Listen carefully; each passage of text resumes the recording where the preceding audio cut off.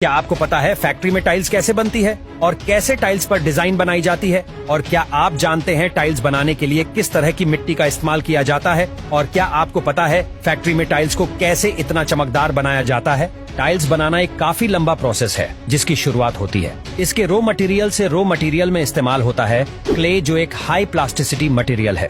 इसके साथ ही एक लो प्लास्टिसिटी मटेरियल पाउडर जैसे सोडा और पोटैश का इस्तेमाल होता है। क्ले और पाउडर को सबसे पहले इस वेइंग मशीन में 5050 के कॉम्पोजिशन में डाला जाता है। इसके बाद एक कन्वेयर की मदद से ये सारा रॉ मटेरियल इस बोल मिल में जाता है। बोल मिल के अंदर पाउडर में पानी मिक्स किया जाता है और इसका एक स्लरी यानी घोल बना लिया जाता है। इसके बाद ही इस घोल को 600 डिग्री टेम्परेचर पर गर्म करके इसे पाउडर फोम में कन्वर्ट कर लिया जाता है।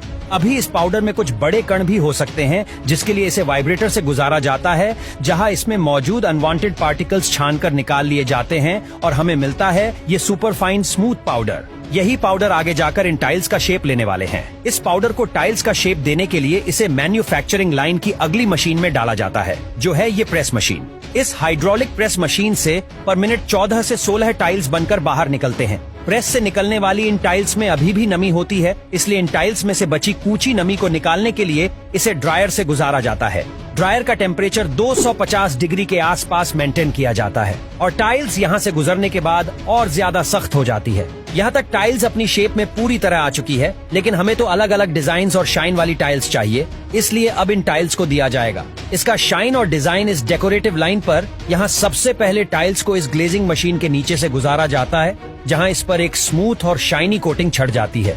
इसी से टाइल्स को इसकी शीशे जैसी चमक मिलती है। यहाँ कुछ ब्लॉगर्स की मदद से टाइल्स पर लगे डस्ट को पूरी तरह से साफ किया जा रहा है, क्योंकि अब इसे इसका डिजाइन मिलने वाला है।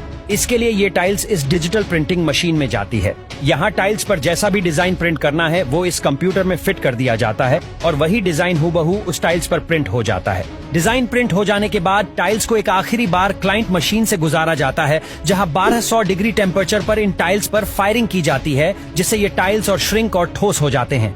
इसके बाद टाइल्स साइजिंग मशीन में जाती है, जहाँ ये required size generally 600 by 600 millimetre size में कट कर अपने फाइनल रूप में आ जाती है। टाइल्स की मजबूती को कुछ इस तरह से चेक कर लिया जाता है और कमजोर टाइल्स को अलग कर दिया जाता है। इसके बाद टाइल्स आगे शॉर्टिंग एरिया में जाता है, जहां मैन्युअली एक आदमी इस पर अपनी पारखी नजरें दौड़ाता है ताकि खराब टाइप्स को छांटकर अलग किया जा सके।